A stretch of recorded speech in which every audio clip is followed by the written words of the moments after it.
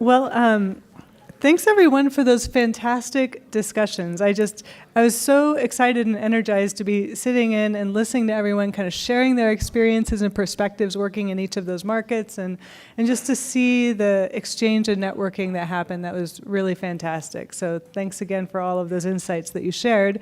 And now we are all going to get to benefit from the key takeaways from each of those 6 breakout discussions through the lead discussants that volunteered from each session to be on our final panel. So I'd like to invite those 6 lead discussants up to the stage right now, along with Vicki Gunderson, who's going to be our moderator for this final panel. And as I do that, so please come up on stage, grab a seat up here. As I do that, it's my true pleasure to introduce Vicki, because she hasn't been formally introduced to the whole group yet. Vicki is an international trade specialist at the U.S. Department of Commerce International Trade Administration in the Office of Energy and Environmental Industries. And in this very pivotal role, Vicki leads the strategic development of global trade promotion services for the U.S. smart grid industry, while strengthening U.S. government coordination with industry leaders to inform trade policy decisions and our diplomacy. So Vicki and everyone, thank you again for being with us here today. And Vicki, I know you're running a tight ship, and I'm going to keep this like rapid fire fast. I hand it over to you. Thank you. Great, thanks, Michael.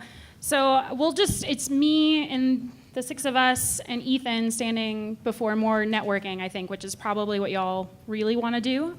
So hopefully we can keep this tight and quick.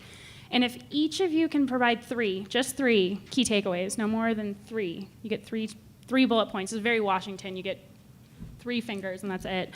On what the key takeaways were from each of the breakout sections. And so I'm thinking maybe we'll start with the technology specific and then pivot to the regional. And so the group from the wind discussion, who's on the hook? Great, thank you. Hello, yes, this is on, okay. So I will keep it really brief because we had a very lively discussion in the wind session. However, it sort of got off rails really quickly. Most of the discussion ended up being a debate on microgrids and mini grids and the economics of it and the business models for micro and mini grids. So related, but not really about wind technologies. And then we had a substantive discussion about small wind, and specifically 2.5 kilowatt turbine and its applications for mini grid applications, for sort of telecom type applications and so on. So unfortunately, don't have a whole lot to report on the technology itself, but this is what we discussed. Were those 2 conversations, so distributed wind and micro and mini grids, did they converge at any point, or were they separate conversations? I would say separate conversations. Interesting. All right. That's how we rolled. So. Yeah. I like it. I like the short and quick. So I'm going to go solar and then smart grid and energy storage next. So who has the solar? All right. Yep, we had an excellent conversation in solar. Everyone was really engaged. So a few key takeaways. In terms of competitiveness, we heard some great examples for solar and others, but that they really need to look at each market, consider the specific challenges there, and look for creative solutions. So for example, in India, they could find cheap land, they could find quality partners, however financing was quite expensive, so they found a creative solution with XM. So always looking for those opportunities to really close the gap.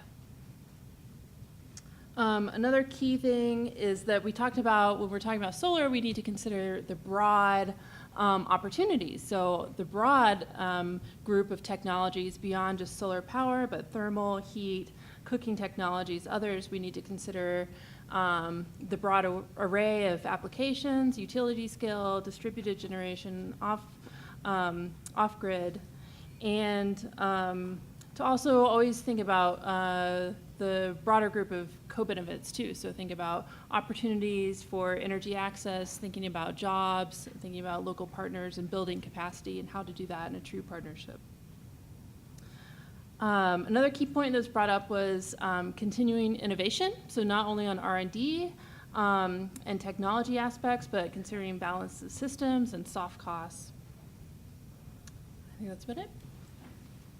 So I'll just ask a follow-up given this morning. On the balance of systems and the diversity of technologies, plus every market globally has a different operating procedure, a different interconnection standard, a different regulatory process, a different labor cost. How did you square that circle, and are the lessons learned in one particular market applicable to others? Was that talked about? Nope. But I mean, there are markets like the Philippines I know is working really hard to address permitting and to streamline that and really create a one-stop shop. So I think that is a key opportunity, like those of us in the development community to work with our country partners to see how we can address those soft costs. Great. So next up, smart grid and energy storage. Okay, well, so like your group, we ended up talking about microgrids versus the big grid quite a bit, and there was a discussion about sort of the financial health of utility of the big grid and governance issues around that, and similarities and difference. What can we learn from off-grid experience, and someone brought up that comparing India and Africa, in Africa you've got places where there really is no infrastructure. India just came out, the Prime Minister just said, we've electrified all villages, which is nonsense, frankly, but it means that there's at least a transformer in every, or a diesel generator in every village, but there's still 300 million people without power in India. But the grid is there, so that's really different from, do we extend the grid? So, and it affects a lot of issues related to control and interconnection, et cetera. That we talked about hybridization and localization, and then there was a little bit of a discussion about DC versus AC. So that's a really quick nutshell description. Yeah, so I was in India last month, and one of the things I learned was that the Indian utilities are advising the African utilities on how to set up their systems, so peer-to-peer mentoring. How do you see, when you compare and contrast that, how do you think the lessons learned will translate globally, or was that not covered? Well, I'm not a real expert on the Indian utilities sector, and that wasn't really covered. My understanding is every state's a little different. India's got a lot of diversity, and some utilities are better than others. There are a lot of not very well-run utilities in India, so I'm not sure that's where I'd be looking for advice, frankly. Fair enough. So the takeaway I took away from the technology panels is lots of talk about size, and size mattering and scale mattering consistently across all three. So maybe when we pivot to the regions, we'll see if there's any consistent themes. So we'll go Africa, Asia, then Latin America. So Africa. Where is our lead discussant from the Africa Oh, Ryan, great. Come up on stage. Ryan, it's going to be like a TED Talk, Excellent. so feel free to take the mic and walk across the front of the stage. I saw Ethan in New York at the BNF conference, and that was how he worked the room. So let the hologram shine down right Exactly. here. What's the question? So you get three key takeaways. You know what? We'll pivot. We'll end with Africa. Thank you. But you're going to get 3 key takeaways from your Right. session. So we'll go Asia, Latin America, then Africa. Okay. Thank you.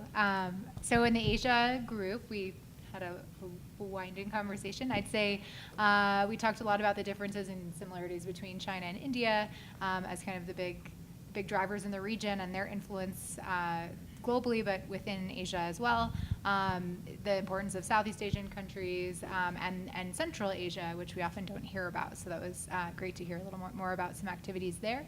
The importance of utilities in many of these markets in terms of subsidies and market transformation, and that there needs to be stronger, like you were saying, kind of market-to-market engagement and learning and sharing so that it's a little more relevant and maybe easier to share within the region. So we highlighted some of the forums that exist for that kind of peer learning and exchange.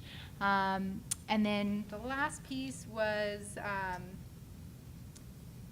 grid integration and some of the challenges around being able to bring renewables online. So I think that kind of ties in with the other themes as well. Great. And then Latin America. Right. Okay, so the Latin America group focused on basically aspects of doing business in services in Latin America. Basically aspects of business such as, I'll just start with one example, how there are a broad array of foreign companies coming to different Latin American countries, and it was pointed out that by one of the participants that quite often the foreign participants that aren't from the U.S. are backed by the countries that they're representing, so they can withstand fluctuations more readily than some U.S. companies that don't come with that support. So that was one aspect that we're getting double. No, it's falling off. So that was one. There was quite a bit of talk about how experience makes a big difference, and that's one of the things that U.S. companies bring to the table in Latin America that's appreciated. But that discussion very quickly turned into more or less a discussion of culture. So cultural aspects that affect things. So in some countries, many Latin American countries, there are many very rich family-run businesses, and you need to get right to the top in order to make any progress with those companies. We also talked about how it's really important to understand whether the company you're working with has a U.S. base. So it's a multinational that's in your Latin American country. Sometimes it can be a lot easier to get into a Latin American country if they have, it's basically a branch of a company with strong U.S. ties. So that was brought up. And then we spent quite a bit of time on spending time in the country that you're trying to penetrate, really getting to know your clients well, because there's such a culture of, I don't know, it's almost like a family culture in all the Latin American countries, and each one is different. So the final point was, Central America with many countries. Don't think of it as Central America. Each one has its own very unique flavors, oftentimes with European histories that color the way they approach business. So you have to be very careful in handling that in Latin American countries. Did the conversation around competitiveness and cultural aspects converge at all, so that countries with large diaspora from a particular region may have a competitive advantage versus other competitors? Not many people in Latin America may speak Chinese, or et cetera. Did that come up in conversation? No, I wouldn't say that. Okay. There was the connection really made there. Okay. And so Africa, and then afterward, we're going to open it up, because I think I'm going super fast. And hopefully the goal is to get more of a conversation. Yeah, I can keep this really brief. To summarize broadly, the U.S. government has a tremendous amount of disparate tools and resources dedicated to doing business in Africa, and specifically the energy sector. So we went over broadly